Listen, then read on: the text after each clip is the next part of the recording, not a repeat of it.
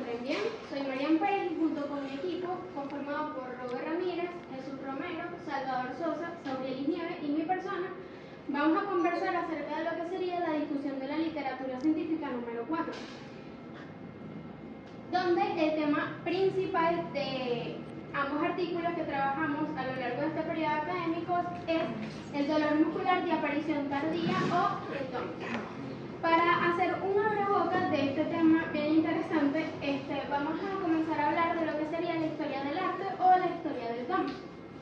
Bueno, el nombre en español de agujetas proviene de la idea popular de que esta se produce debido a la cristalización del ácido láctico que produce los músculos donde se tiene un alto nivel de trabajo. Además de cómo estas agujitas se clavarían en lo que sería el músculo que se encuentra en movimiento. Las agujetas serían el nombre coloquial de lo que sería el dolor muscular acompañado de la inflamación muscular, que clínica o médicamente se conoce como mialgia diferida. En la actualidad científicamente se conoce como dolor muscular por esfuerzo de aparición tardía o dolor muscular de aparición tardía, más conocido como DOMS. Bueno, a lo largo de los años se han propuesto varias teorías acerca del mecanismo del dolor como consecuencia de las agujetas. Dentro de las teorías tenemos la teoría...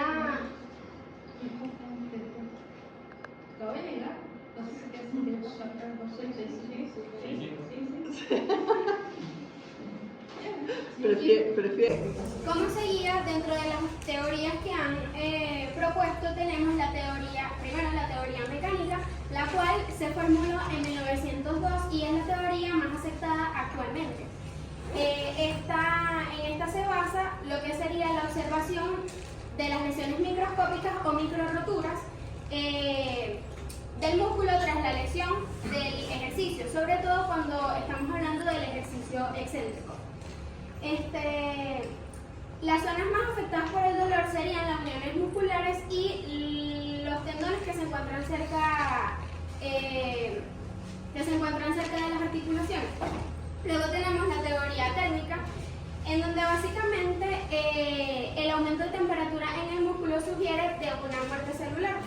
Esto genera una desorganización en las fibras musculares, lo que estimularía las terminaciones nerviosas que se encargan de transmitir el dolor que uno siente. Esta teoría, en vez de ser una parte, se puede considerar como parte de la anterior, ya que puede ser una causa de la misma. Luego tenemos la teoría inflamatoria, en la cual cuando se produce un traumatismo del músculo hay una acumulación de sustancias metabólicas. Estas sustancias metabólicas van a ser responsables de lo que sería la respuesta inflamatoria de ciertas lesiones que se encuentran en las fibras musculares. Esta acumulación, cuando llega a cierto nivel, estimula a las terminaciones nerviosas para que se produzca la sensación del dolor. Aparte de eso, las fibras musculares van a tardar un determinado tiempo en llegar a ese nivel, por lo cual explicaría el hecho de que el DOMS, aún no lo he dicho, pero bueno, el DOMS aparece 24 horas después de la realización del ejercicio excéntrico.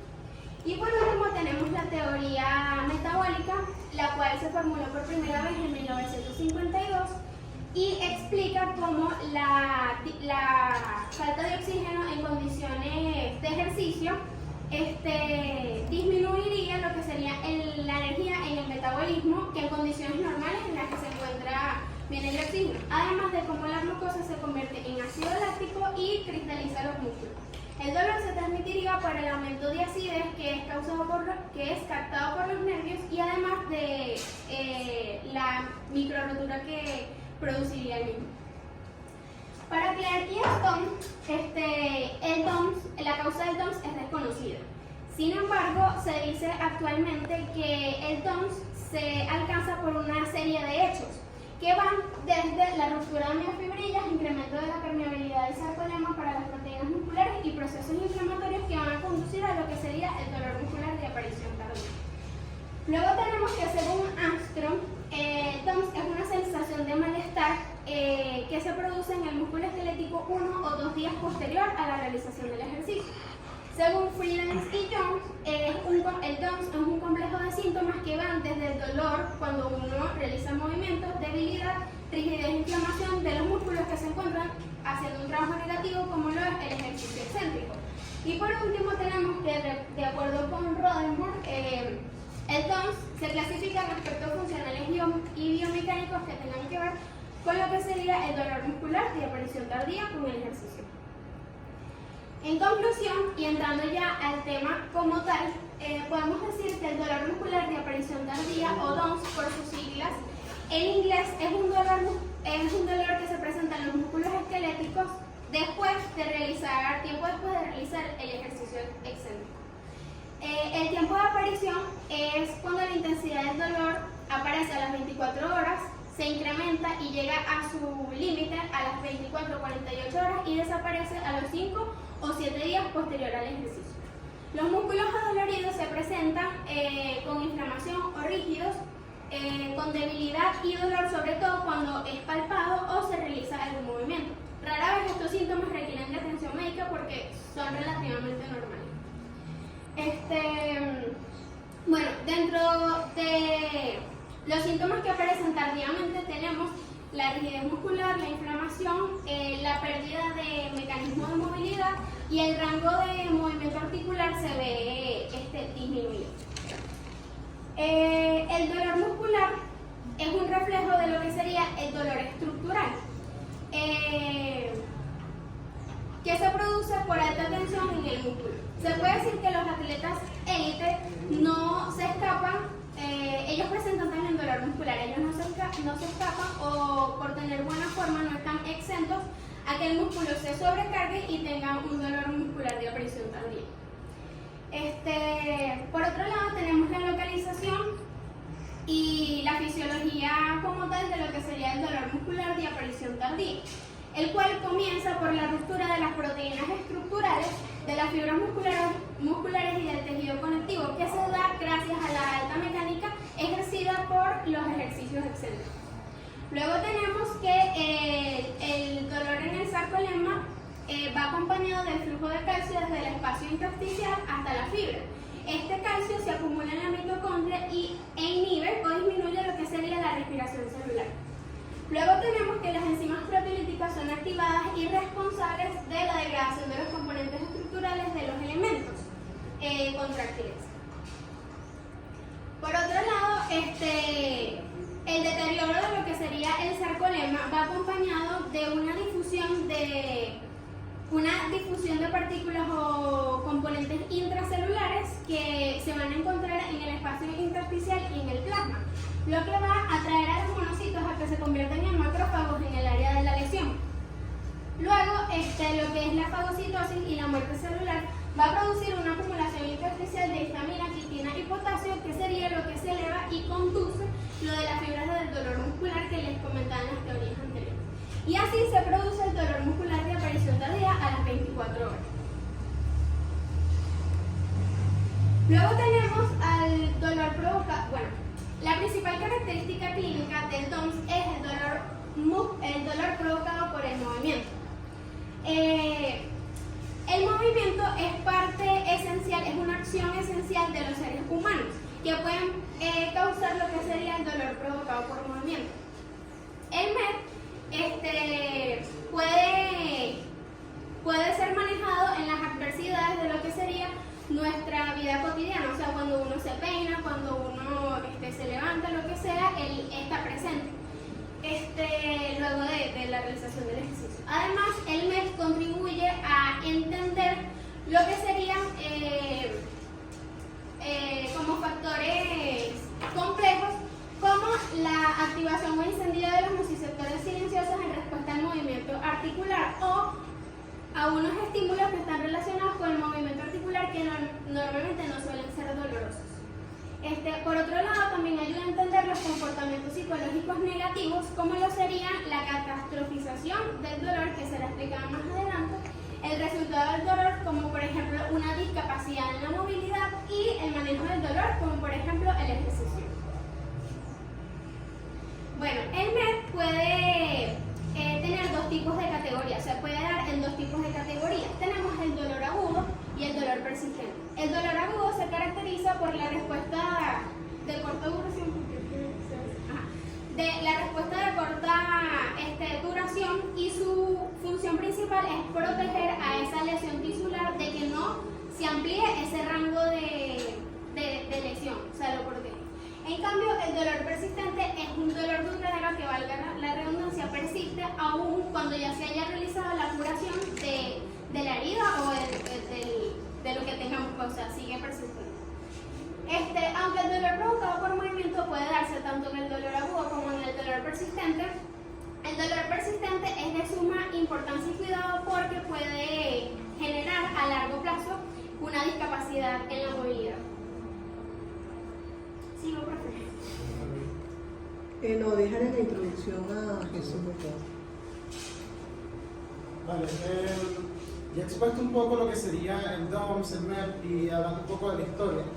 Vamos a hacer un pequeño resumen a forma de que entiendan ciertos conceptos que van a ser muy importantes a lo largo de nuestra DLC4. Ya sabemos que el DOMS es un dolor muscular de aparición tardía que se puede manifestar después de que hay un ejercicio excéntrico, y él va a tener una serie de pasos o una sucesión de unos sucesos que van a ocurrir de manera ordenada, y es lo que va a explicar cómo es que ocurre ese dolor.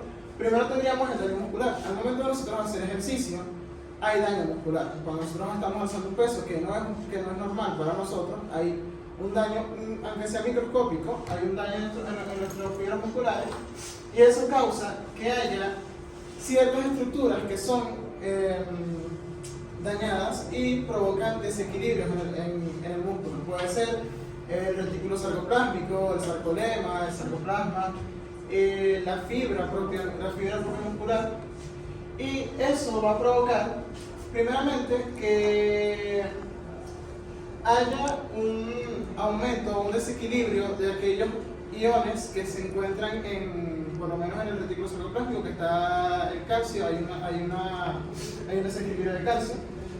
Después hay una aparición de los quimioatrayentes. ¿Qué van a hacer los quimioatrayentes? Bueno, los quimioatrayentes lo que hacen es que ellos van a atraer, como su nombre dice, a ciertas células, que en este caso serían los neutrófilos, los cuales van a llegar hacia el músculo para fagocitar aquellas células dañadas o células muertas, que son las que quedan posterior al daño muscular. Pero ¿qué es lo que pasa? Que esos neutrófilos no todo el tiempo son controlados de forma estricta. Entonces, si ellos se mantienen en el músculo, ellos van a provocar una reacción adversa. O sea, ellos, en vez de solamente fagocitar a lo que serían las células muertas, van a empezar a fagocitar células vivas y van a hacer que el daño muscular sea mayor. Por tanto, provocarían dolor. Entonces también tenemos que hay una aparición o un aumento de la calpaína por el desequilibrio iónico. La calpaína, como les dije, el retículo sarcoplásmico contiene calcio. La calpaína es dependiente de calcio. Al haber un aumento o un desequilibrio del calcio dentro de la fibra muscular, lo que va a pasar es que ella se va a activar. ¿Y qué es lo que hace ella? Ella es una enzima proteolítica. Ella se encarga de degradar proteínas. ¿Y de qué está compuesto nuestro músculo? De proteínas. O sea, sigue degradando el músculo. Entonces tendríamos que el efecto de la calpaína más el efecto de los neutrófilos genera más daño muscular, y eso posteriormente va a llevar a que haya procesos de inflamación musculares, y eso lleva a que haya una respuesta de dolor, porque hay una activación de los nociceptores de tipo 3 y tipo 4. Siguiente. Vale, en nuestros dos artículos, que bueno, aquí están subtítulos. El primer artículo, correspondiente a nuestra DLC2, es la susceptibilidad del dolor provocado por el movimiento después del ejercicio de resistencia. ¿Qué es lo que buscaban ellos aquí, más o menos investigar o determinar? Bueno, ellos buscaban determinar primeramente cuál era la relación directa que existía entre el DOMS y el MEP. El DOMS es el dolor muscular de aparición tardía, y el MEP es el dolor provocado por el movimiento. Entonces ellos buscaban investigar el papel predictivo de la sensibilidad del dolor individual y las contracciones las consecuencias psicológicas que esto podría traer para los sujetos. también estaban investigando cuál era la relación o la asociación del MEP inducida a DOMS con cambios de sensibilidad a dolor sistémico. O sea, ellos buscaban investigar cómo en realidad se relacionaban ellos dos, o sea, cómo se asociaba el MEP con el DOMS y cómo eso generaba el dolor en todo el cuerpo. Y en nuestra segunda DLC, que son los efectos del masaje, el dolor muscular, la presión cardíaca, ellos lo que buscaban era un método para disminuir ese dolor que estaban sintiendo los pacientes. O sea, los sujetos estaban buscando, o sea, los sujetos que sufrían DOMS no siempre tienen como una medida para poder solucionarlo de manera rápida. Entonces ellos estaban investigando a ver si el masaje era una alternativa correcta para poder llegar a una disminución del dolor. Entonces su objetivo principal era hacer un seguimiento de cómo el masaje afectaba a los niveles circulantes de neutrófilos, porque como les recuerdo, los neutrófilos se adhieren al endotelio de las fibras musculares, y entonces ellos buscaban que con los masajes de manera mecánica los neutrófilos salieran, circularan, y al momento de circular el dolor disminuyera porque ya no habría más daño muscular. Siguiente. Y bueno, ellos acá les voy a explicar un poco de cuáles fueron los métodos que se utilizaron para llegar a investigar y determinar qué era lo cómo iban a realizar esa investigación. Siguiente. Empezamos con los cuestionarios psicológicos realizados por los investigadores de la DLC-1, que ellos buscaban, más que todo, era un enfoque desde el punto de vista psicológico, como los pacientes se veían predispuestos de alguna manera a sufrir un dolor más intenso o más leve. Ellos utilizaron una asociación de cuestionarios. Entonces, primero utilizaron la escala de catastroficación del dolor. O sea, las personas que sentían mayor dolor, sentían que el dolor era sentían más miedo hacia el dolor. Y eso evaluaba las experiencias y los pensamientos relacionados con el dolor. O sea, voy a hacer ejercicio y me va a doler demasiado. No quiero hacer ejercicio. Voy a hacer ejercicio, me va a doler demasiado, y cuando hago ejercicio me caigo en cama, no me paro. ¿Por qué? Porque me duele demasiado. Investigaron sobre la ansiedad, investigación de ansiedad y estado y rasgo. Porque ellos tomaron este cuestionario para evaluar la ansiedad, no solamente desde un punto de vista como un estado, también como un rasgo de la persona. Entonces, ellos evaluaron la ansiedad desde dos puntos de vista diferentes. Inventario de depresión de Beck. Ahí ellos evaluaban la gravedad de los síntomas depresivos de las personas. Eso era un autoinforme. Eso lo que hacía era que le mandaban unos ciertos ítems mandaban un cuestionario con una cierta cantidad de ítems. Entonces la propia persona lo respondía, después ellos realizaban un conteo total de todos los puntos que habían reunido, y eso al final les daba unos ciertos rangos. O sea, si iba eran hasta 69 puntos que podían recolectar. Entonces, si eran de 1 a 10, la persona no tenía síntomas de verdad de una depresión, o sea, tenía una depresión inexistente.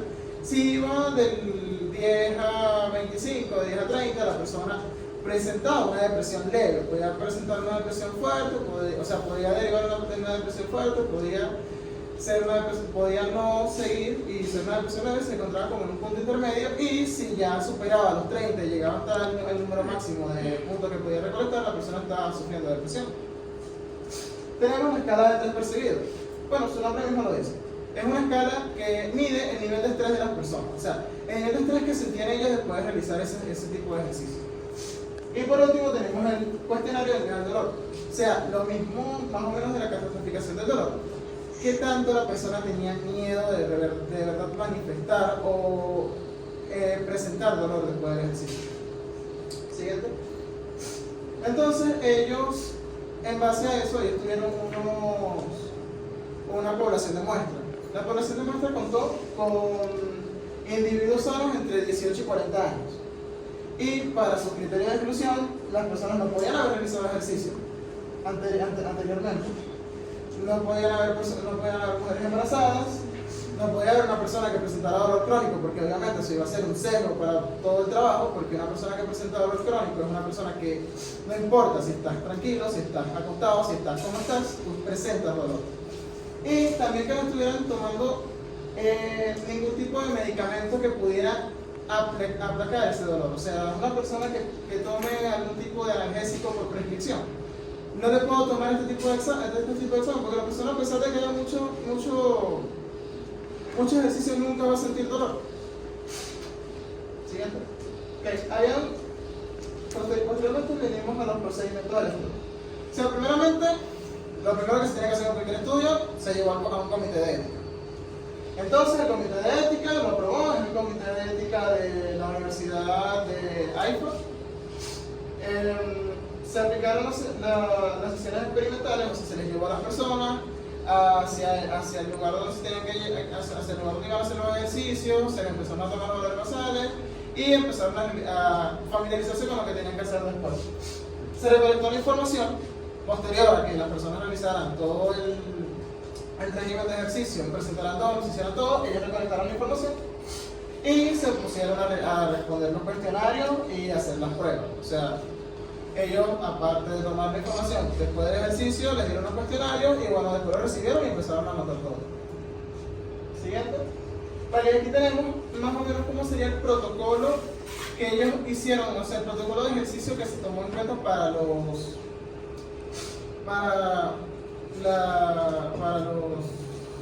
sujetos de prueba. Entonces, primeramente, se realizó una prueba de fuerza de 5 repeticiones y cada fase se ajustaba la carga para cada persona y se llevó la carga hasta que una persona no pudiera realizar más de 5 repeticiones seguidas. Como yo te he explicado esto, la persona llegó, se le hizo una prueba de fuerza y se le hizo, por cada persona se llevó una fuerza distinta, o sea, no todos podemos hacer el mismo peso, entonces para evitar los sesgos, ellos utilizaron una máquina especial y cada persona le ajustaban el peso a lo que podía cargar. ¿Y qué hicieron después de eso? Empezaron a aumentar el peso persona por persona hasta que la persona ya no pudiera realizar más allá de las 5 repeticiones que necesitaba el estudio. Ok, se realizaron 10 series de cada ejercicio, o sea, cada ejercicio con 10 series de 5 repeticiones y esas 5 repeticiones tenían un intermedio de 3 minutos, o sea, tenían 3 minutos de descanso y después seguir. Y se midió la intensidad del DOMS en respuesta al levantamiento de un recipiente de 3 kilos de arena, o sea, la persona después de que tenía DOMS le dieron un pote lleno de arena y la persona lo tenía que levantar para ver qué tanto DOMS percibía. Siguiente. Vale, aquí es un fluograma del procedimiento del estudio, es algo didáctico para que lo vean, para que lo entiendan, pero vamos a seguir porque ya no entiendo. Ok, aquí tenemos los cuestionarios y medidas necesarias. Sí, deja el cuestionario a... Vamos. Claro, regresa la lámina anterior. Esto era ya lo que estaba explicando sobre la metodología que se aplicó y cómo ellos, cuáles fueron los valores que se tomaron entre la primera visita y la segunda visita que ellos realizaron. Entonces, de manera resumida, porque toda la información que se acaba de vaciar es bastante extensa y un poco confusa, ellos se dividieron en 2 grupos. Un grupo que iba a practicar el ejercicio para experimentar el DOMS y un grupo de control donde se iba a realizar la comparativa. En su primera visita, de aquí ellos se tomaron las medidas antropométricas, los datos demográficos y ellos se familiarizaron con la prueba PPT, que es la prueba de umbral del dolor, que medía el límite de resistencia, o sea, la cantidad de dolor que ellos podían soportar aplicándole un peso determinado. Luego ellos realizaron las evaluaciones del MET, que era ya el dolor provocado por el movimiento, y luego ellos rellenaron los cuestionarios psicológicos para ver cómo estos factores psicológicos afectaban o influían en la aparición de este dolor. Luego de esto, para finalizar su primera visita, ellos aplicaron el protocolo de ejercicio excéntrico que les ayudaba a inducir el DOMS. Para su segunda visita, como se puede observar acá, ellos tuvieron que esperar un periodo de 24 horas. ¿Por qué? Porque como ya se explicó en la introducción, el DOMS se manifiesta en un periodo que alcanza las 24 horas y su punto máximo es de 24 a 48 horas. y por esto los investigadores tenían que esperar este periodo de tiempo para poder realizar en la segunda visita la segunda prueba que ayudara a realizar la comparativa para ver cuál fue la diferencia. Entonces volvieron a realizar el protocolo de ejercicio excéntrico, se le midió nuevamente el dolor provocado por el movimiento. Y por último, volvieron a realizar la PPT, que es la prueba de umbral del dolor, para medir la diferencia que hubo entre ambos, que ya estos resultados son los que se van a explicar en los resultados. Ok, entre los cuestionarios que se utilizaron en el caso de nuestro segundo artículo científico, uno de los más importantes fue el cuestionario COMS, que es el cuestionario que mide el estado de ánimo. Entonces evalúa los perfiles de estado de ánimo, intenta comparar cómo estas pruebas de ejercicio generan un cambio en este cuestionario. Este cuestionario tiene las mismas características, está dispuesto en un conjunto de preguntas que evalúan todas las características de los distintos estados de ánimo que puede tener una persona. Otra de las pruebas importantes fue el examen de amplitud de movimiento, que medía la capacidad de desplazamiento de un segmento o grupo muscular, que en este caso, para el segundo artículo científico que nosotros manejamos, estábamos trabajando con los músculos isquiotibiales, que era el bíceps femoral, el semimembranoso y el semitendinoso. También se utilizó el dispositivo isocinético, que el dispositivo isocinético era muy importante porque él se encargaba de medir o tener el valor basal del par máximo, que era la medida de amplitud a la cual la persona podía como resistir el ejercicio, y ya alcanzado ese límite se registraba un valor basal, y ya cuando la persona intentaba superar ese límite se registraban los primeros valores del dolor que superaba el umbral.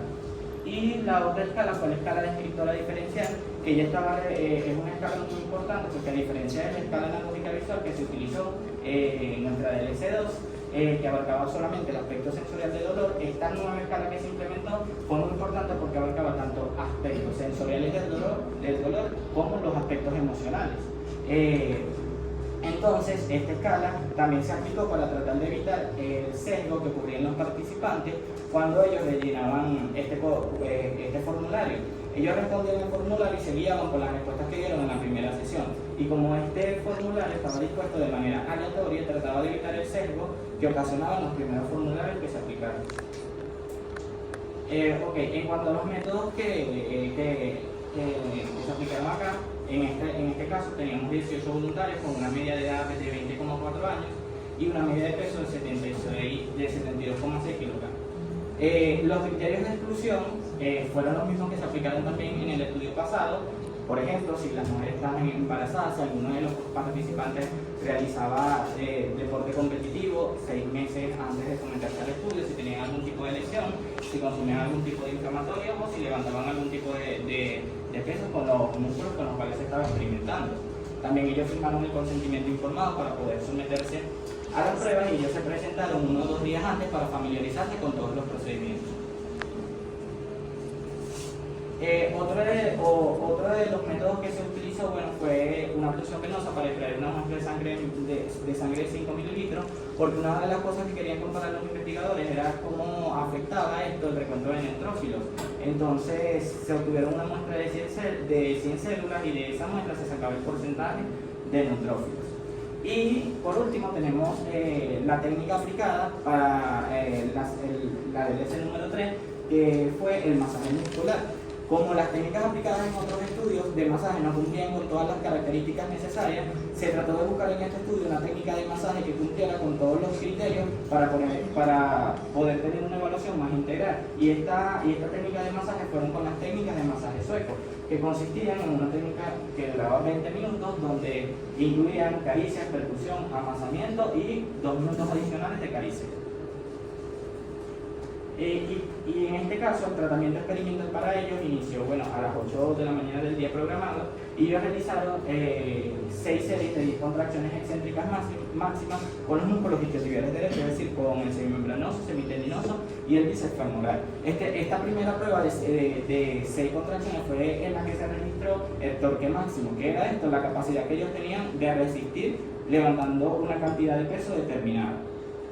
Y en el caso del grupo de control, para el grupo de control se le aplicó la técnica de masaje antes explicada, que era la técnica de masaje sueco, y también a ellos se le aplicó una solución placebo, y esta solución placebo se le aplicó a nivel de las piernas. Y uno de los datos importantes acá en el grupo de control era que la persona que le estaba aplicando esta solución les dijo que este tratamiento le iba a reducir todo el proceso de inflamación.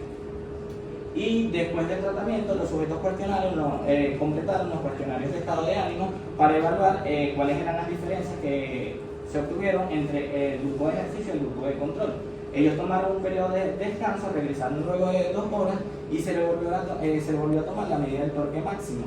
Es decir, el torque máximo fue la capacidad que ellos obtuvieron como valor basal al inicio para realizar una extensión completa del grupo en ejercicio.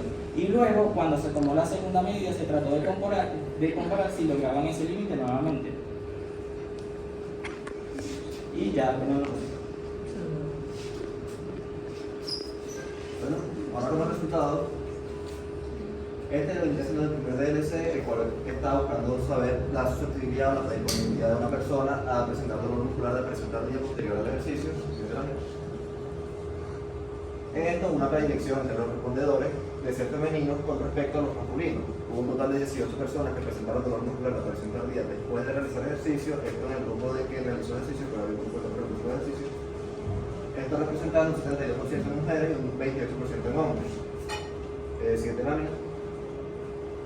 A su vez, con respecto a los test que hicieron, los más importantes dirán siendo el de depresión y el estado de ansiedad, donde se encontró una diferencia significativa para la aparición del dolor muscular, siendo que un puntaje mayor a 46 puntos en el de ansiedad aumentaba la probabilidad de presentar dolor muscular de presión tardía. Esto fue cierto en 12 de los 17 individuos que presentaron dolor. Y con respecto a la depresión, de igual manera se encontraba una tendencia a aparecer dolor en aquellos individuos que tenían puntajes de depresión elevados. ¿Siguiente lámina? Entonces, en resumen, había una tendencia de aquellos individuos que tuviesen un puntaje menor de 46 puntos en el cuestionario de ansiedad de presentar dolor muscular, aquellos que tuvieran un porcentaje menor de 46 tenían una probabilidad menor de presentar dolor muscular, pero en caso de ser mujeres, esa probabilidad se aumentaba al doble. Esto en el grupo que tuviese un puntaje menor de 46 puntos en el rasgo de ansiedad.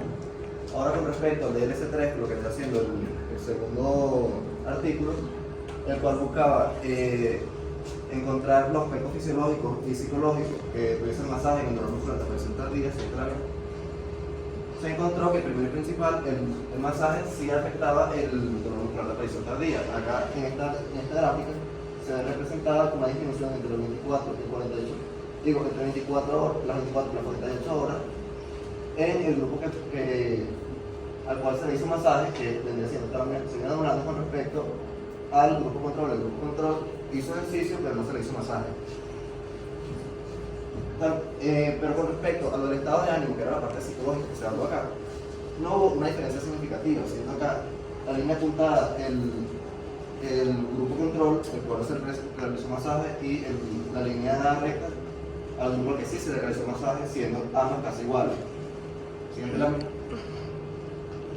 Acá, de igual manera, como explicaba antes, no hubo diferencias en el estado de ánimo entre ambos grupos, siendo así que no hubo el aspecto psicológico en este artículo no se tomó tan en cuenta con respecto a lo que vendría siendo el efecto del masaje después de realizar el ejercicio. A su vez, el otro resultado que hay que comentar vendría siendo el conteo de leucocitos, que se tomó en cuenta anteriormente, el cual no hubo una diferencia significativa entre ambos grupos. Siempre se mantuvo un aproximado del 54% de leucocitos en sangre, siendo así que no hubo un grado de marginación con lo que se estaba esperando con respecto a artículos anteriores, que eso era la discusión. Ahora siguiente lámina y pasamos con la discusión. Muy bien. Resumiendo la discusión en el siguiente cuadro, podemos observar todo lo dicho en los resultados y lo observado hasta ahora. Primero, en la DLC2 podemos observar que cada autor describía el protocolo y a partir de ese protocolo describía los resultados. Esta se diferencia de la DLC3, ya que mencionaba su discusión a partir de los objetivos planteados al principio de la investigación. Tenemos en el primer artículo que el nivel de ansiedad permitió describir mayor intensidad de dolor por el movimiento. Es decir, las personas que presentaban ansiedad al momento de realizar el ejercicio tenían mayor nivel a nivel gráfico. Las personas que manifestaron más ansiedad fueron las mujeres, y esto se pudo ver en las anteriores gráficas. Y también podemos ver que las personas con el umbral de dolor con valor bajo y un nivel de ansiedad aumentada, esos dos datos mezclados daban la probabilidad de presentar dolor ocasionado por el movimiento en conjunto con la hipersensibilidad muscular. Entonces los autores concluyeron que cuando hay presentación de hipersensibilidad muscular, hay mayor presentación de dolor muscular por el movimiento y dolor muscular de aparición tardía, el TONS. Entonces esa fue una manifestación de las investigaciones del artículo 1. Y por último concluyeron en la discusión que dentro de las respuestas que tenían las personas en los cuestionarios, estas no podían describir la parte clínica. ¿Por qué? Porque las personas no estaban realizando el movimiento y no estaban sintiendo el dolor al momento de realizar el cuestionario, sino que estaban recordando qué fue lo que sintieron. Entonces están basando en el recuerdo del dolor más que el hecho clínico como tal. En cambio, en el artículo 2, el primer objetivo se basó en enfocarse de los efectos fisiológicos que tenía el masaje al momento de realizar el ejercicio y después tener ese tratamiento. Entonces, ¿qué concluyeron? El masaje 2 horas después de haber realizado ese ejercicio de esfuerzo no afecta el recuento del nitrófilo, es decir, que aún así se estaba manifestando la inflamación, aún así se estaba realizando todo aquel proceso bioquímico que anteriormente se explicó que genera daño muscular, no hubo tanta diferencia. El ejercicio tuvo más duración que estudios previos. ¿Qué quiere decir esto? Que duraron mucho más tiempo que las investigaciones previas. Entonces, esto generó mayor daño muscular y por ende mayor probabilidad de que los neutrófilos ocasionaran más daño. El masaje tampoco atenuaba el daño como tal del músculo. Entonces esa fue parte de las conclusiones que manifestaron. Y adicionalmente ellos se dieron cuenta que se necesita una muestra más grande para notar las diferencias entre los glucositos y los diferentes valores que de alguna forma fueron similares, como lo vimos en las anteriores gráficas. El objetivo 2 se basaba en investigar la parte psicológica que incluía el masaje. Entonces lograron determinar que el masaje no afectó significativamente el estado de ánimo, sino que se mantuvo igual, las personas estaban sufriendo dolor, estaban pasando todo ese proceso como si no hubiese un cambio después de ese tratamiento. Cuando pasan las 48 horas, se vio una ligera disminución, como vimos en el gráfico anterior, sin embargo no fue muy notorio, y esto va con la cantidad de población que pudo realizar el trabajo. Si hubiese sido una población, por ejemplo, de 48 personas, de repente se hubiese notado la diferencia, pero fue una población muy pequeña, de 18, entonces no hubo ese cambio tan notorio por ese motivo. Tenemos que los efectos del masaje, a pesar de que no fueron tan notorios a nivel psicológico, pueden considerarse que sí hubo un efecto, a pesar de que fue pequeño, pero no significa que no es importante. Y el masaje disminuye la intensidad del dolor, así sea un poco. Esas fueron una de las partes de las conclusiones que llegaron. Y ahora, de las conclusiones más puntuales, tenemos el siguiente cuadro. En lo del S1 tenemos que en el primer estudio logran determinar que son el primer artículo científico que tiene en cuenta tanto personas que responden por haber sufrido del dolor como personas que no han sufrido del dolor por diferentes que sean los casos. Y eso generó que nuevas investigaciones se dieran cuenta de que también hay que basarnos en las personas que no tuvieron ese efecto del DOMS y por qué. Y eso generó más ideas. El alto nivel de ansiedad aumenta la probabilidad de desarrollar MER relacionado con DOMS. Eso fue uno de los puntos más destacados. ¿Qué pasa cuando se desarrolla MER? Quiere decir que ya después pasadas las horas del DOMS se desarrolla y después de eso se genera lo que se conoce hipersensibilidad muscular sistémica, que es el dato general para decir que las personas que tienen esta característica son las que sufren más del DOMS.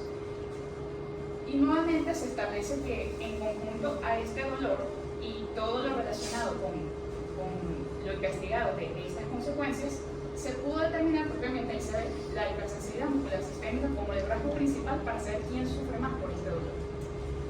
Tenemos que en la DDS-3 describieron básicamente los efectos del masaje, lo anteriormente descrito. Después de haberse realizado el ejercicio y después del masaje, no hubo tantos resultados en los estudios ideales. Sí hubo intensidad del dolor reducida, pero muy baja. Y adicionalmente, queda dilucidar por qué ocurre la diferencia entre algunas personas que tuvieron mayor intensidad de dolor y otras no, en este caso, pero en este caso ya lo están diciendo como hipersensibilidad muscular sistémica. Entonces se podrían complementar para saber causa y efecto entre una y otra. Por último, vamos a dar unas pequeñas recomendaciones con respecto a lo que investigamos. La prueba utilizada por MED para determinar la hipersensibilidad muscular sistémica puede ser utilizada para el diagnóstico de personas que estén realizando deporte o que estén sufriendo de daño muscular, y eso les ayuda a determinar qué daños posibles estén ocurriendo porque debido a hipersensibilidad muscular presentan estos síntomas. Otro rasgo que podemos recomendar es que las personas que realizan ejercicios deben realizar importante el calentamiento antes de realizar cualquier ejercicio fuerte. Entonces nosotros seguimos el principio de esta investigación, que es necesario el calentamiento antes del ejercicio fuerte.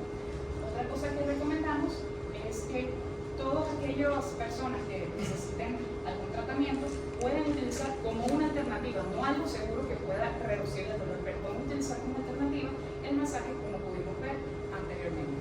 Y finalizamos nuestra exposición con la siguiente frase: los resultados que consigues estarán en proporción directa al esfuerzo que aplicas. Muchísimas gracias.